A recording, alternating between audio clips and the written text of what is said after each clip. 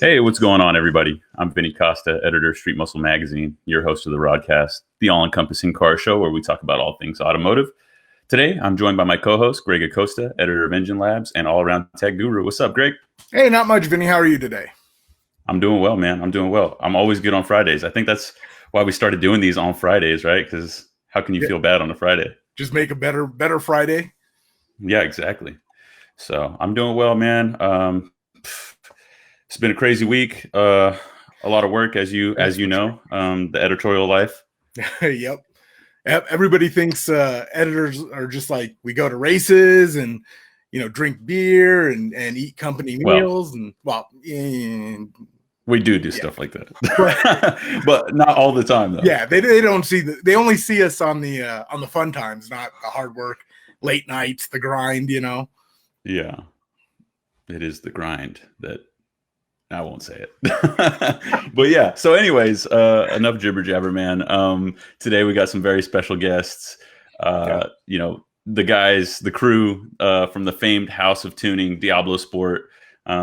I guess we can go ahead and bring them on. Greg, we got Matt, Dan, and Brian. All right, let's go ahead.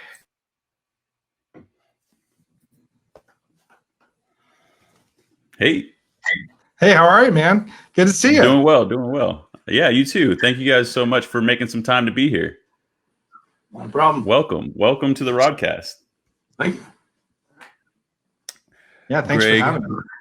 Is I think in the middle of throwing everybody up on screen. We'll just wait for Matt, but yeah, Matt, there he Matt is. has disappeared again.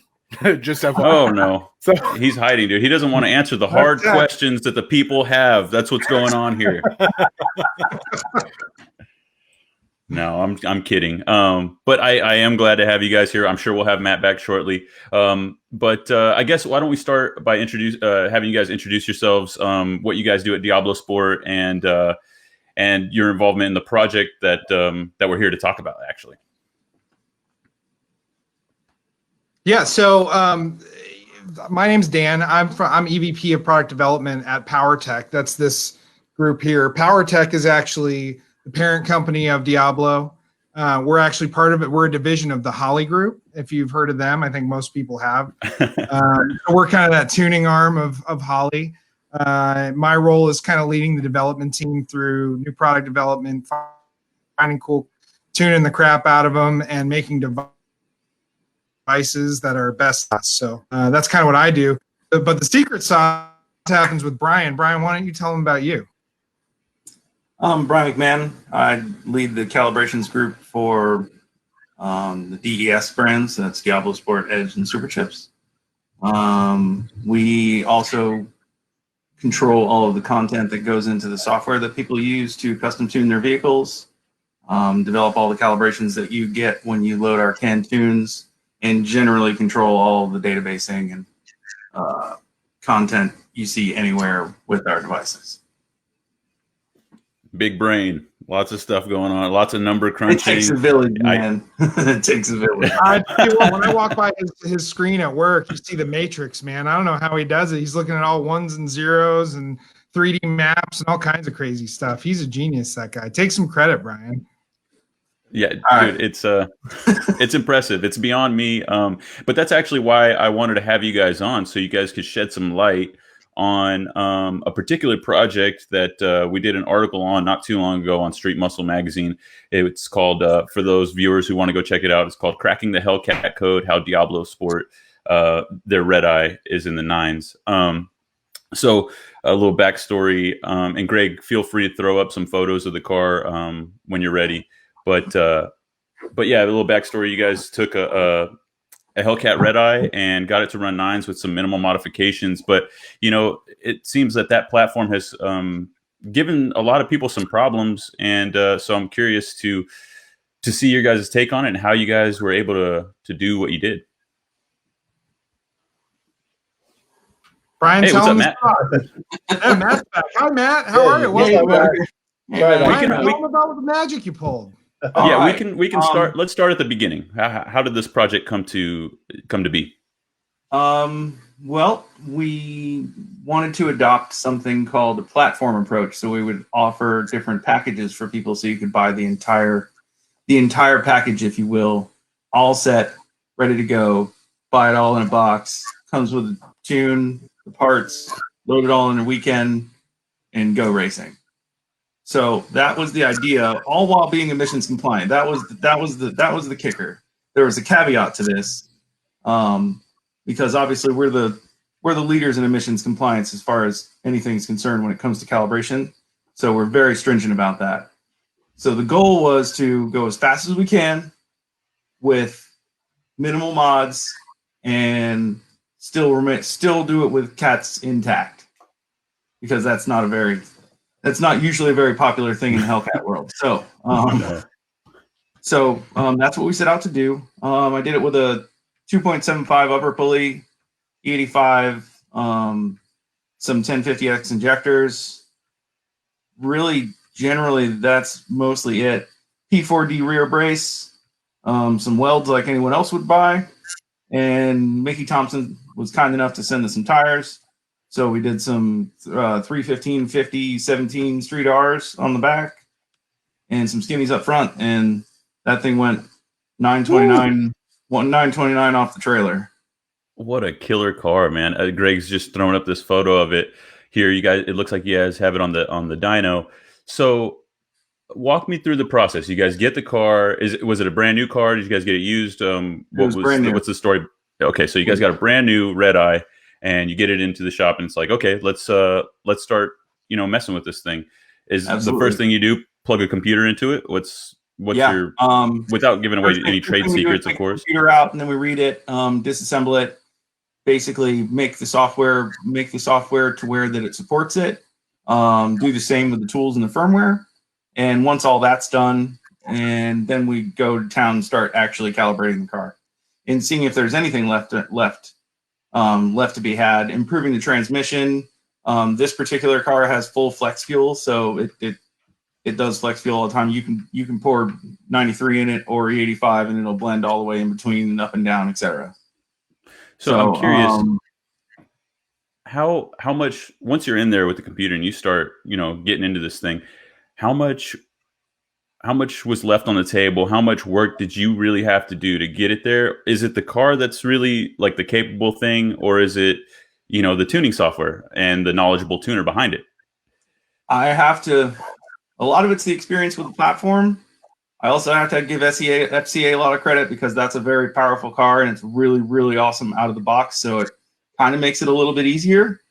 But the software's capability and its content is what makes it powerful. So if you like with anything, if you know how to use it, and you're actually dedicated to being successful at tuning these types of cars, then it's all possible. Okay, so you guys get the car, you start getting into it with the computer, you're looking at your tuning software. And for our viewers at home, the tuning software that you used the Trinity. That's the hardware, and then the actual tuning software has a specific name. What is it? It's Chipmaster Revolution. Thank you, CMR. Yeah, it's coined as CMR. Okay, so you get in there with the CMR, you're taking a look at this thing, you calibrate, and then you get it on the dyno. What happens next? Were you happy with the numbers that you guys made on the dyno? Were you like, okay, yeah, let's go hit the track now? What was that whole process like? Well, we obviously first use it for can tune development. So we did our can tune first. That made I think it makes like 56 horsepower on the tire, something like that. You have to understand it's not turbocharged or anything, so it's belt driven, so you can't really change the boost per se. We just found some power here and there, and we made it. I think we went nines, like a high 9 on pump gas, just with our can tune. So that was pretty good. And then after that, that's when we started doing the platform stuff. So then we drew out a plan for the pulley, the injectors, and a few other things, and put some E85 in it. And just having E85 in it, gained me, I think it was almost 100 horsepower. I believe, so we went out there to the track with 830 on the tire. I had a hotter tune to go 850, but that had 850 horse. But We did the 929 with 830. So the 929 was not your guys' first outing at the track. The first time you guys went, it was, you guys still achieved some impressive ETs, but what did you guys change from the first time you're at the track to the second time? 275 pulley, 1050 injectors, E85 switch, and that should be it. Yep. Various belts and things, because that's required for the pulley changes, but that's about it. It's insane. You're talking about a car with full emissions intact. I mean, it's still much of it still probably under factory warranty. I mean, a production car going low nines is insane with a minimal modifications. Weight too. It was 4,700 pounds. It's sheer insanity, man. I mean, you're talking about what hardware did you guys change? You changed the wheels and tires, the pulley. Changed the wheels and tires. We put a differential brace on it, an upper pulley, injectors, and just some fuel system stuff for the E85, and that's it. Nothing really at all. And you're talking about running low 9 ETs. Greg, can we throw the video up here in a sec? I want our viewers to see. Yeah. I want our viewers to see what we're talking about. This is just, it's crazy.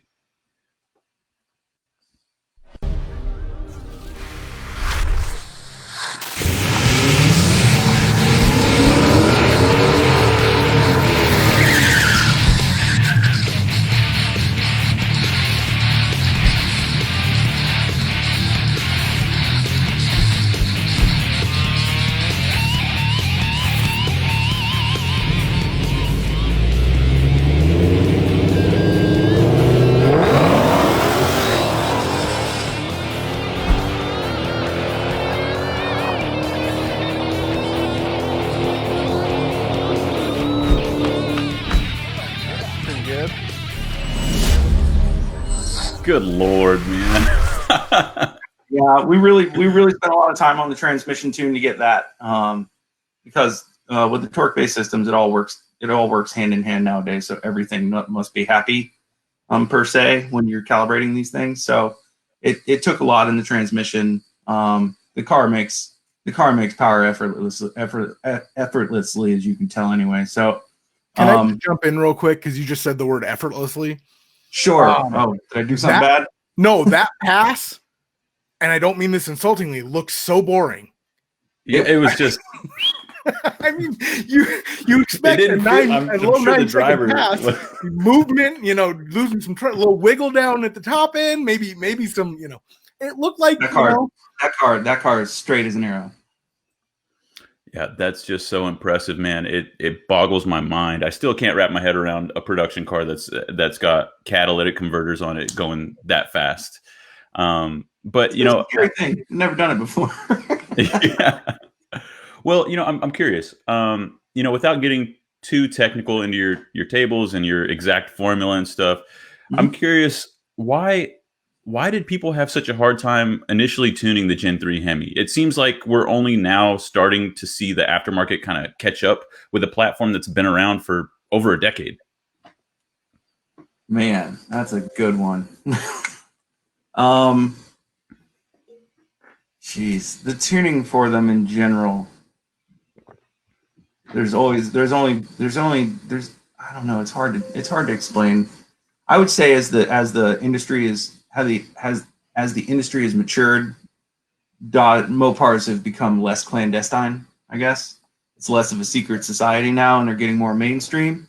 That's really the only thing I can lend to it. I don't really. I've been a part of this. We've been doing this since 06 or 07, and I mean, I remember the real infant days where things were just tough, and the calibrations themselves on these vehicles aren't like that of GM or Ford or something that people just have completely worked out and totally mainstream. They operate quite a bit differently than what people are commonly used to. So it took a long time to develop all that. Say it again. Yeah, I mean, just to piggyback on that, Brian, one of the things that we were talking about the other day was, I remember, speed density became a thing. people weren't used to it, right? They were not ready for 2 and 3 bar map sensors in 2008 and 2009 when that Challenger hit.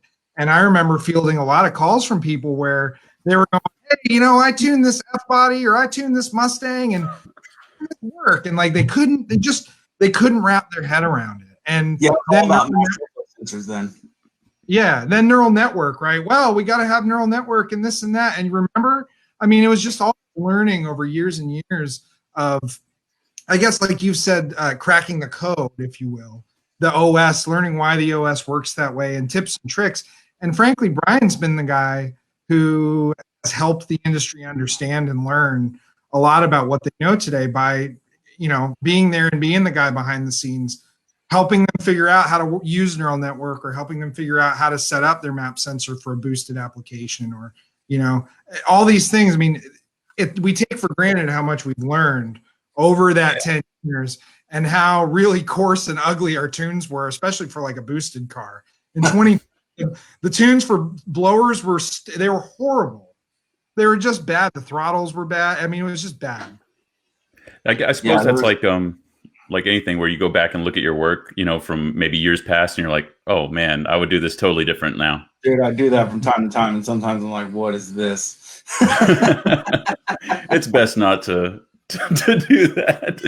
But, but you touched on something that I think is interesting because, and I mentioned that in the article, for the guys that have, that are in the tax bracket to afford a Redeye, they're probably not going to quibble over some dollars and cents when it comes to modifying their car. They're going to go all out, they're going to say, let's just do it.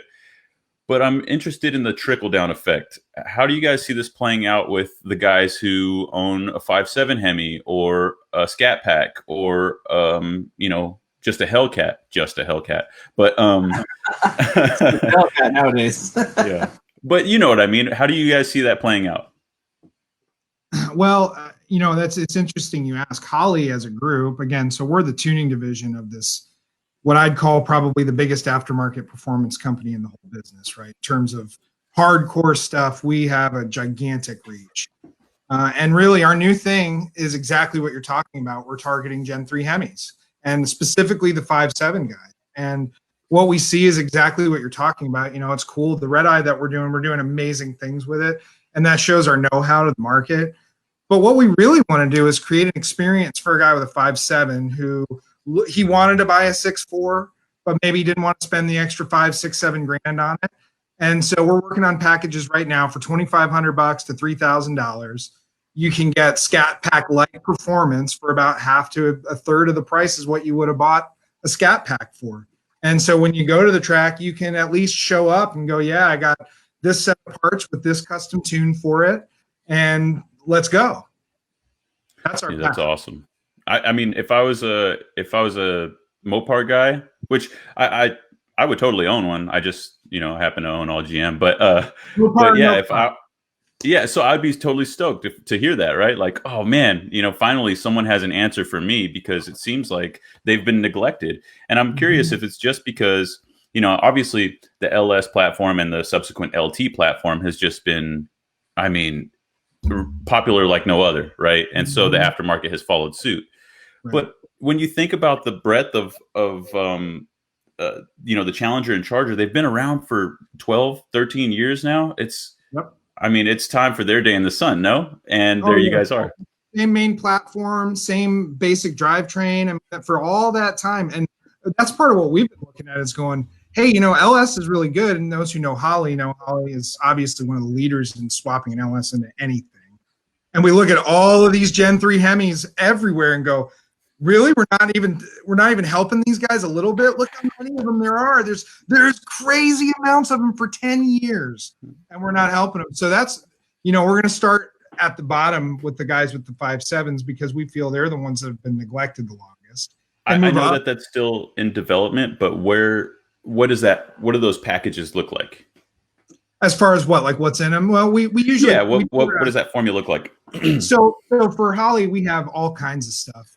What we're formulating now is a cold air intake, an exhaust, and a tune, kind of put together, and maybe some other moderate stuff in there. And kind of giving people a phase where they can step up based on how much money they want to spend. So stage 1, 2, or 3, that kind of grows with, all right, hey, I just want to dip my toes in. I want it to sound a little different maybe.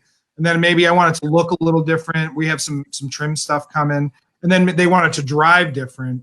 And that's really where all those 3 come together with a custom tune. So even shorty headers are on the table. Well, I know that, let's say new late model buyers might be, for the hardcore enthusiasts, they probably don't care. But for the guys who just kind of, like you said, want to get their feet wet, they might be reluctant to, start tearing into a brand new car and, oh, what if I void my warranty, things like that. So, but when you're talking about a platform that spans, over a decade, you can really target that market that you're talking about. These guys who have owned that car for, a long time, or maybe are considering buying a used one that, where that's not going to come into play. That's not going to be a factor to consider. They're, hey, I got this car, I want to modify it. Which I think is really cool.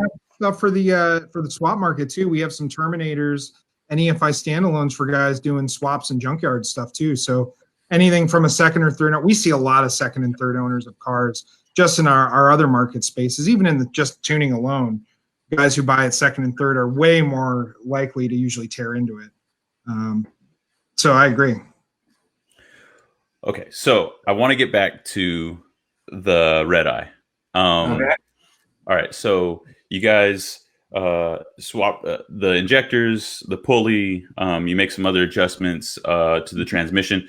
Can you guys touch on how important that came into play, like those the transmission tuning that you guys had to make? Because transmission tuning is paramount. It's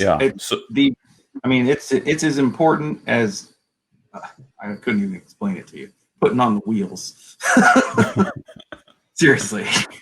I mean, it's quite difficult with the ZF 8-speed transmission because it's also all torque based. So it's not your old style drum and band transmission. They're all clutch to clutch. So it took a little while to. I have a lot of previous experience drag racing them in other arenas with other cars like Speed Core and all that other stuff. So it took probably, I had it nailed, I don't know, probably 15 hours, 18 hours or so. Wow. Testing it, making sure it's doing exactly what we wanted it to do. Dialing in the now without getting, without, and no offense, because, for a person with a mind like yours, this is very interesting, but for someone who doesn't understand as well, it might, if you really get into the minutia of it might put them to sleep. But without doing that, what does that process look like? What are you looking for when you're tuning the transmission? What are you doing to make it more effective on the track? Basically, you want clean converter engagement. You want clean gear changes, no slip. So every time it shifts gears, like just straight down.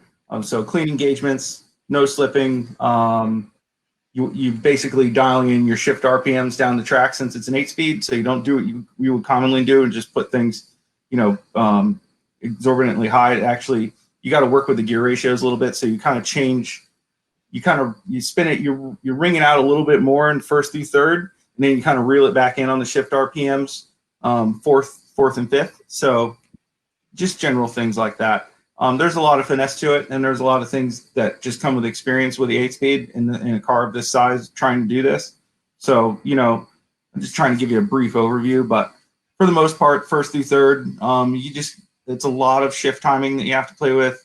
The pressures aren't too bad. The pressures are pretty easy to work with in the transmission. So it's just shift timing for the most part, making sure you get your engagements are as clean as possible, because if they're not, then you're losing time. So how different is that transmission from late model Mustang or Camaro's 10-speed? Oh, everybody's clutch to clutch now, so they're generally all the same.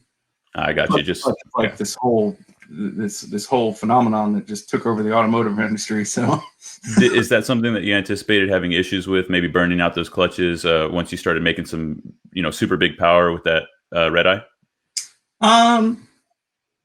No, not this one. No. For this to me is very simple setup. We've put 1,200 wheel horsepower through one, send it down the track, so we can generally make them stay together pretty good. They're very robust, very durable. Well, clearly, I mean, just from that video alone, you can tell that thing was just hitting exactly where it was supposed to. But I understand that you guys feel that there was some meat still left on the table when you guys ran into some parts failure. None of the parts that you guys installed. Oh man, the parts failure thing. Yeah, that's kind of a bum deal, because what it really came down to was a staging error. Yeah. Well, okay. So tell us about it. What happened, and what do you attribute it to? All right. Not Matt looked like he had something to say on that. Well, he's going to blame me because it was one of our tracks. I'm not going to blame you at all. I'll blame viewers, listen up. So, when we do these track rentals, we're accomplishing multiple goals. We're, generating content. We're testing out multiple vehicles. And in this particular day, we had 2 or 3 totally bone stock vehicles, one of which I believe was even a rental. We're doing lots of fun things at the track, including, doing stock to tune passes on completely, pure street tires. So going from a radial to the type of prep you do for radial and then doing these long smoky burnouts with street tires was not good for our prep surface. Brian is so focused, because he's not just the guy writing the tune and working in the software. He's also in the car, in every one of those passes. He was still focused on that, and he relied on other people to tell him if the prep surface was great. And those people failed him. So anyway, we basically had an uneven grit basically that caused the same failure on multiple vehicles. I think actually 3 times total so far. Wait, in the same day? Yeah. Yeah. So we had a demon. We make mistakes too, had almost the exact problem same day. So we knew that it wasn't the hard part that failed, and I don't think that people who try to replicate our results are going to see axle failures like we did necessarily, as long as their prep surface is good. But that is kind of what plagued us that day, and it really sucked because, like Brian said, we still had more to do, and we were excited by that because really 129 60 foots is just, it's nasty on that. I mean, that's stellar, man. Great, especially to hit 129s and the whole front end stayed down, and it was just quick.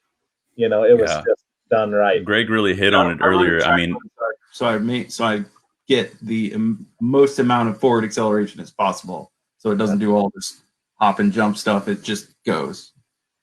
Yeah, because when you're going up in the air, you're actually wasting you're wasting effort when you could be going forward. Yeah, those cars aren't exactly aerodynamic to begin with. No, it was cool. We thought we had the SRT Mush Demon out there, and he was lifting that front end up big time. So we talked about throwing some nice stickers on the underside of the vehicle so you can catch them in the shot. His wheelies were long and high. So yeah, he went a 125 that day. That was pretty good. Yeah. Wow, that's impressive. Yeah, I mean, at the end of the day, it's a big production when we do these track day things.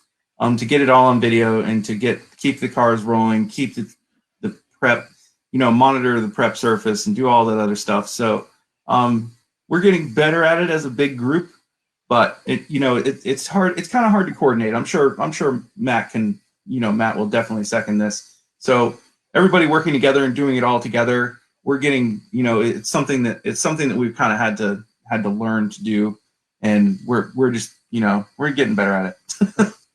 No, you know what, man? It sounds like a hell of a time. I would personally love to be there. That'd be awesome to watch. But I'm curious. When I last spoke to you, Matt, you said, okay, the axle's busted, but we want to get back out there. What's next? I believe you guys have it repaired. What'd you guys go home and do? You loaded up on the trailer, and then what happened? Well, yeah, they got to repairing it, and I know Brian has some plans because we want, not to lay too much out there, but I think it's pretty easy to see we want to get in the 8s.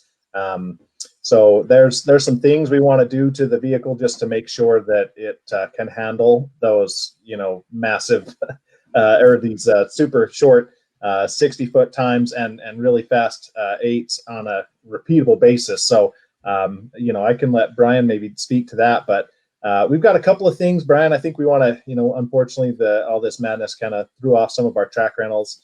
And we plan to have our Horsepower Wars event also at Orlando Speed World, where we would have been debuting and continuing to test the car. But we're definitely going to get back, and I think we've still got some things to prove before we go too crazy. But there's some plans to get 8s consistent with emissions, and maybe Good Brian Lord. can speak to that about some preliminary details there. Yeah, that was what I was actually shooting for. The 29 was kind of the test pass to make sure everything was as we had tested it and developed it, and it worked pretty good. And we didn't actually get to test the hotter tune-up, but I'm going. Oh, that wasn't the hot tune. No, that was the 830 tune-up. We had an 850, or I think it made 850 or 860, something like that. But which isn't a lot, but could have definitely got us to the door of bottom 9. So, yeah, we're gonna play with some other things. I'm gonna come out because we're right on the edge of being out of injector with the 1050s and 85. So I'm gonna upgrade to ID 1300s, which we already have. Get those in there, and then go out there with the spare pulley. So if we can't get there with the 75, then we're going to turn it up. We're going to turn it up to like 21, 22 pounds instead of 19, and then we'll be sure to be there. No, I have no doubt that you will achieve it and probably surpass it, just like your last mission. I am curious though, for our viewers and listeners who are interested in reaching out to you guys and having you kind of help them out with a similar setup. Maybe they have a Redeye of their own, or maybe they just have a Hellcat or Scat Pack. What does that process look like as far as a custom tune? What do they have to do, and just what does the process look like? Well, I'll answer something on that real quick, because one of the challenges that a lot of people face when tuning like a 2015 and newer, whether it be whether it's a Ram, a Challenger, Charger, Durango, any of them, 2015 and newer, the PCMs are locked from factory. So we've developed some pretty cool solutions to get past that.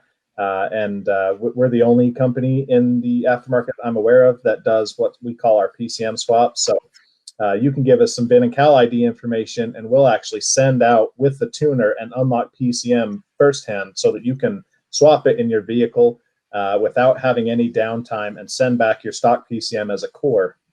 And this is great because, again, with other tuning solutions on the market or any other option, really, you have to have some downtime to send your PCM in, or you have to buy a whole nother computer altogether, and there's not really a whole lot of need to do that. So we wanted to make sure that we were not only quick to market with tunes and solutions for these cars, but also best to market, and that's really our key. But the first step is to get it tuned and to get a stock read and all that, and we utilize our unlock process to do so, and it's pretty seamless. And from there, our preloaded tunes are no joke. I mean, a lot of people out there think that custom tune is the only way to go, but realistically, our preloaded tunes are a custom tune. They are built.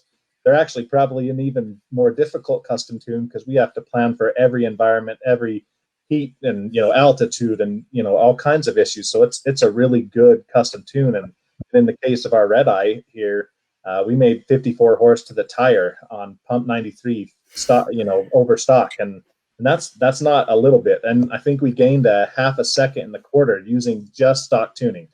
Greg, what's the percentage of that? What's that? Oh, I'm asking Greg what the percentage gain would be at 50. What do you say, 54? Yeah. So what was it? Got to get my calculator out, but 8. No, I can't remember what the actual peak was at stock. I don't know if you remember, Brian, what it made to the tire on stock tuning. That's insane, man. But yeah, I mean, it's substantial, and not only is that's just what you see on the dyno, but even beyond that, there's other changes that are in there in the throttle response and how we handle the shifting. It's a whole different car. Just with preloaded tunes. Yeah, that's insane, man. You guys are really answering the call for all these Mopar heads out there who haven't had the support that they probably deserve. But it also helps that you guys. What's that? It's a Mopar, no car. Yeah. Oh, I guess I got to get one now, Greg. They're goading me. I got to get one. I was goading you. What does my word not mean anything? Can I not poke at you? Didn't get you to buy a car? Not to ask those questions, Greg. Well, and it's you'd be in good company. He's Brian, drives that Redeye. Brian has also been courteous enough to me. I've got a 2012 Challenger SRT8 with a Whipple, and we did the whole step process with that too. So we are Mopar guys, no doubt about it. Hell yeah, brother! That's awesome. Yeah, I do like them, man. I do like them, but that's just been the thing. They're just that next level when it comes to price, and perhaps that's why that we're just seeing this kind of rush of people who want to start modifying them more, and all these aftermarket companies that are starting to play ball, which is cool. Well, and they really stepped it up. Their marketing's been crazy good, and they're having some of the best success selling these cars. So that's really what stood out, and we're primed for that, and I hope they continue to grow like they have been. Well, I'm curious. You guys are out in Florida. We're as far West Coast as you can get. I'm near San Diego. Greg's in Arizona. What does the late model muscle scene look like in Florida comparatively? Because out here, you see a lot of Mustangs and Camaros. There's a lot of Mopar too, but I imagine you'd probably see a lot more where you guys are at. There are a lot of Mopars here. That's a fact. Say the whole East Coast is really adopted Mopars. Those roots run deep, man. Yeah, and I'm actually. Oh, go ahead, Brian. I expect it. I've seen it catching on because we have a lot of dealers that use our software to custom tune with, and there's a lot more people out on the West Coast than there ever was tuning Mopars. So I expect it to start catching on out there as well. Well, there's something that I want to ask you guys about specifically, and I don't know if you guys have any experience with them yet, but what was it last year at the LA Auto Show? FCA debuted a few special editions, the 50th anniversaries, and also the 1320 edition. So that shares some similar DNA with their higher end offerings, like the Redeye and the Demon, in that it has a trans brake and some other drag racing elements. I'm curious, if you guys got a hold of one of those, how difficult would it be to make a poor man's drag pack? Poor man's drag pack. That's a pretty cool term. I like that. Yeah. I like that phrase a lot. We can do pretty much anything. We support the 1320 as it sits right now. We support the other one, the 50th anniversary. We do the Daytonas. Pretty much all of them. If Holly got a hold of it at HQ, they would really probably throw the kitchen sink at it. So I have no doubt that they would make that thing scream for a fair value. Yeah, I would imagine so. I know that somebody's going to do it, and maybe that's me goading you guys. Now, hold on. I see Dan nodding his head pretty fervently in agreement. Yeah. Yes, I like this idea. Keep talking. Yeah, no, I might have to buy one, and then you guys can use it as a test mule. But hey, everyone heard that. You up. Oh shit. No, but man, you guys, I really appreciate your expertise, and I want to give you guys an opportunity to plug your partners and anybody else that you guys have worked with, and anything that you guys have in the works coming down the pipe, and yeah, the forum is yours. Well, I'll speak real quick just to, our Redeye build in particular, and, maybe for some of the future items, I'll let Dan talk about that a little. But right now, obviously with our Redeye, the real partners we had on it, Mickey Thompson did a great job getting us some tires, and they've been a great partner. And Josh Schwartz at High Horse Performance hooked us up with a ton of the parts we needed. A lot of really good parts went in there. We didn't work directly with manufacturers because we have such a good relationship with Josh, and honestly, most of the credit, to be honest, goes to Brian and all the work he put in, not only developing our entire Hellcat Redeye platform off of this car, but really showing what we can do while still maintaining factory emissions, because that's not as popular for everyone to go after, because you can go a lot faster if you do some of that stuff. It's not easy. This car can drive to the track with a plate on it, street legal, no issues. And that's really what we focused on. We want to make sure people can do this and do it safely, because the landscape's changed a lot as it pertains to emissions. So, but like Dan said, we're definitely looking at some of these platform options, and there'll be a lot more to come on that. And Dan, I'll let you take over if you have anything you want to talk about from the product development side. Yeah, I mean, just a little bit on emissions. I think in the industry at large, there's this, if you have emissions, you're not good kind of mentality. It's almost a negative, right? And at Holley, one of the things we're trying to do is teach everybody that it's actually okay. And if, there is a place for us to go fast and be responsible too. And you're in California, so you understand, right? We're in the COVID-19 world today, right? But you can look outside in LA and you can see the sun. There's a real problem there, right? So, just because we want to go fast and race doesn't mean we can't do emissions too. We can do both. And guys like Brian are blazing a trail. He's setting a standard for others to do. And like he said, it's not easy, which is why most people just tear it off. But that's a commitment we have as a group and as a company into this aftermarket space, because if we don't do it and we don't push that, they could hurt all of us, right? Our whole passion, everything we do, they could take it away. So it's important that we really keep waving that flag and beating that drum. As far as what's coming, Gen 3 Hemi is a focus for Holley in all parts, from the top to the bottom, for everything we do.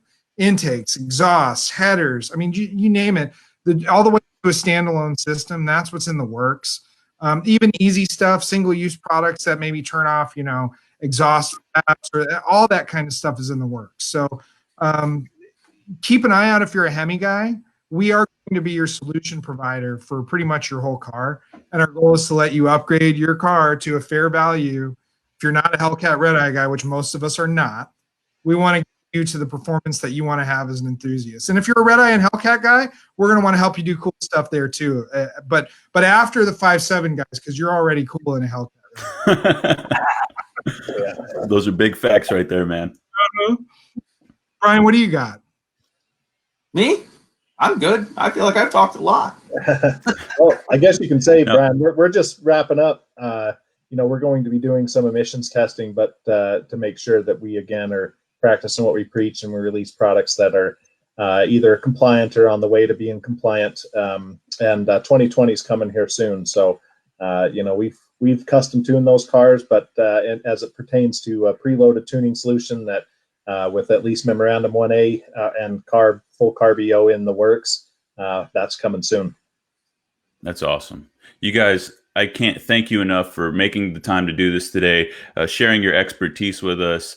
And I know all of our viewers and our audience is grateful as well, because, it's rare that you get to spend some time sitting down and talking with anybody, let alone experts in the industry. So we really appreciate it. Yeah, well, thanks for having us. Thanks for having us. Yeah. Want to see something cool? Thank you so much, guys. Yeah. I don't know if you can see it. See that right there? See that little air gap? Oh, yeah. Track mode. We actually got it off the ground. I thought my eyeballs hit my back of my skull. I bet it felt a lot higher than it was, huh? It did. It felt like it was like straight up in the air. So yeah, dude, that thing's basically the Hemi under glass. Yeah, man. Thank you, guys. We really appreciate it. We'll talk to you soon. Yeah. All right. We'll see you. Thanks.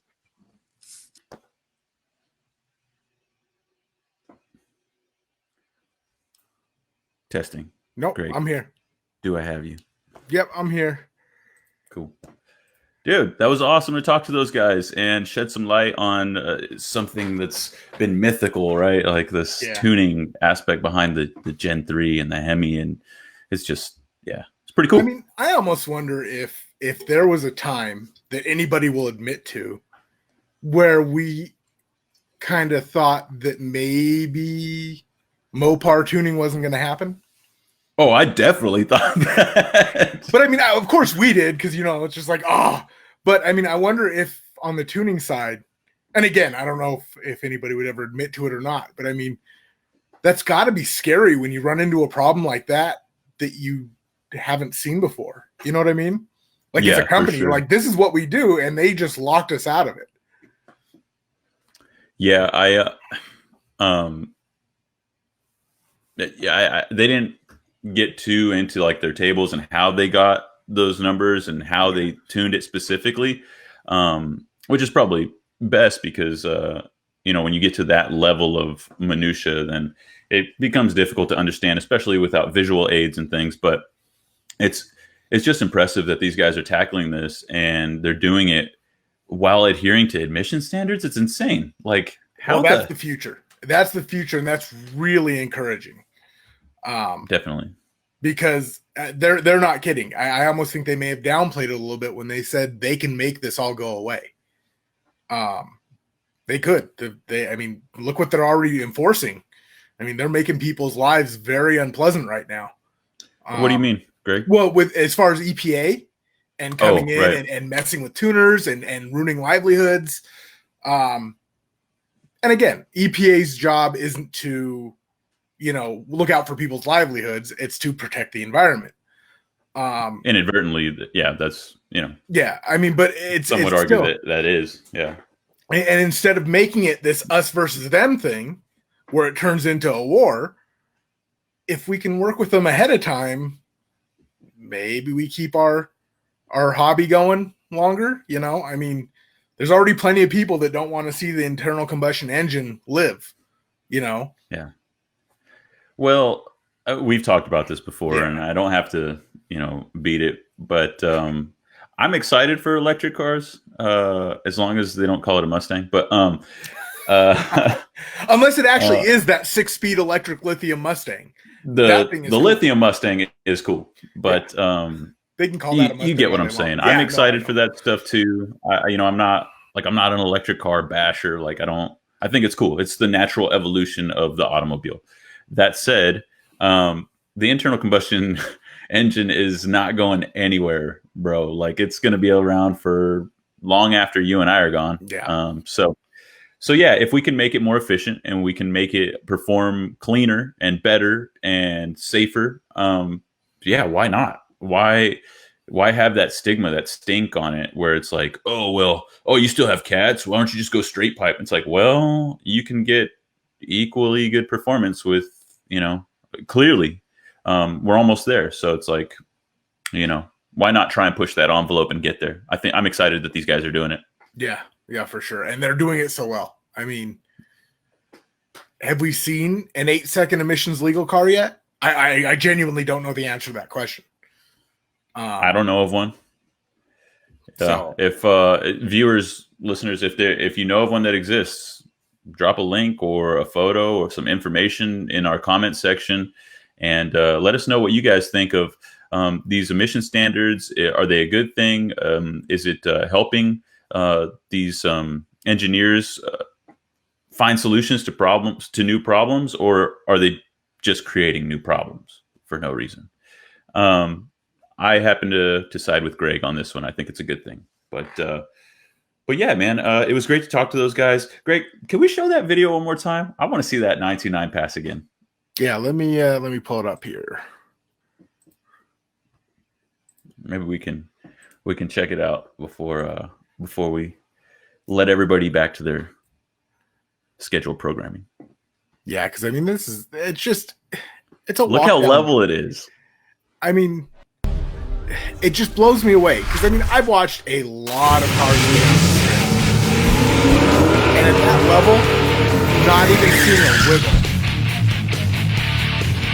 Right? I mean, seriously, if this didn't have graphics, you would think it was a stock car with skinnies and slicks, right? Yeah, right. I mean,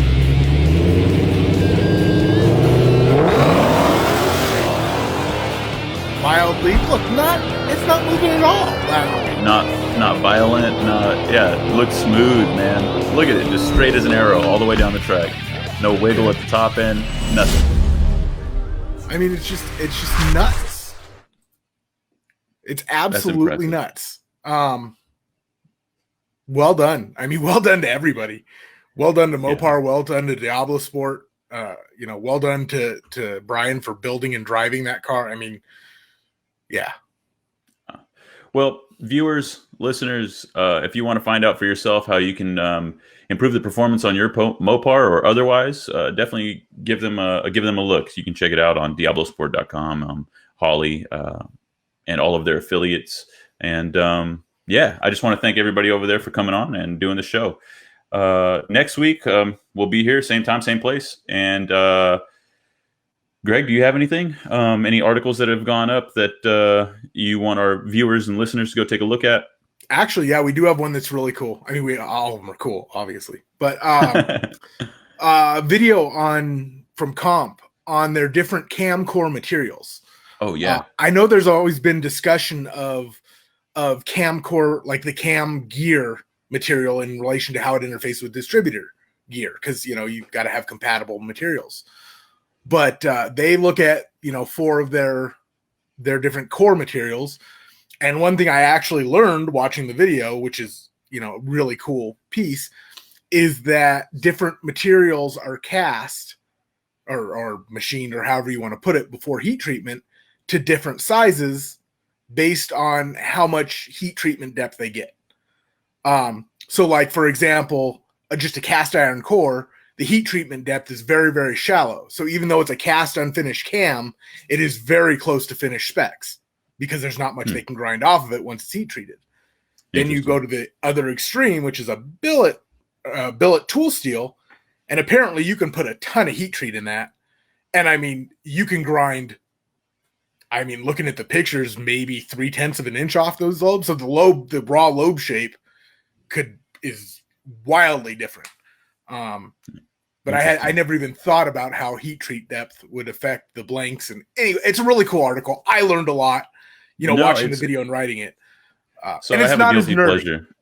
Yeah, that's still nerdy. It's nerdy, but it's not as nerdy as I'm making it sound. That's just when I say something, it comes out as nerdy. But okay, so I have a guilty pleasure, right? And that's I really like watching knife making videos. Oh yeah, and yeah, right. So if you're into that, you'll like this kind of article because it goes in depth onto the heat treat aspect of it, right? Which applies to any metal material. So it's very cool. I'll have to give that one a read, Greg. And I would love to do something on heat treating just on a standalone deal, because I've tried to play around with heat treating. After watching some of those knife making videos, you all of a sudden think you could be unforged in fire, right? Yeah. But I needed to harden some punches that I had made. And I made 3 of them.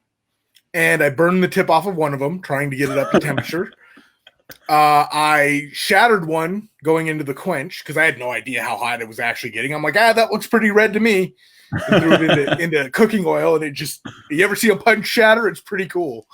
And then one of them came out awesome. Like I have one at that one. Hey, dude. Man, I beat on that thing all the time, and it works great. Dude, that's pretty good. You have a 33.3333 success rate. That's good. Yeah, except that 33% success rate was dumb luck. I'm not gonna lie. I have no idea what I'm doing. Like, I shouldn't have been allowed anywhere near an oxyacetylene torch. Like, I have no idea what I'm doing. I was just like, oh, look, fire. It's a fun process, man. My dad, he's an enthusiast. He when he has some spare time, and he's not building houses, he's he likes to make knives, and so he made one with me, walked me through the whole process. It's totally fun, man, but very difficult if you don't know what you're doing. Like no offense. No. I mean, it's not. It looks easy. Like you've got TV shows like Forged in Fire. How easy do they make that look?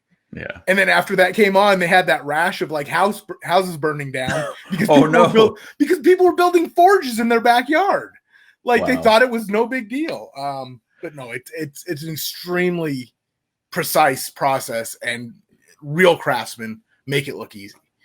easy. Well, this is not the first time that any kind of tool manufacturing has crossed paths with the auto industry. So that's really cool, man. Those of you out there who are interested, give it a read. All right, man. Well, we have a lot of exciting stuff coming down for Street Muscle 2. As you guys know, Snake Eyes, 1972 Monte Carlo, making a lot of progress there. It's actually just about ready to go put some miles on it and let the suspension settle. So be on the lookout for that article series. And as always, check out streetmusclemag.com, check out enginelabs.com, check out powerautomedia.com. And we'll see you next week right here, 12 noon Pacific time. Thanks, guys.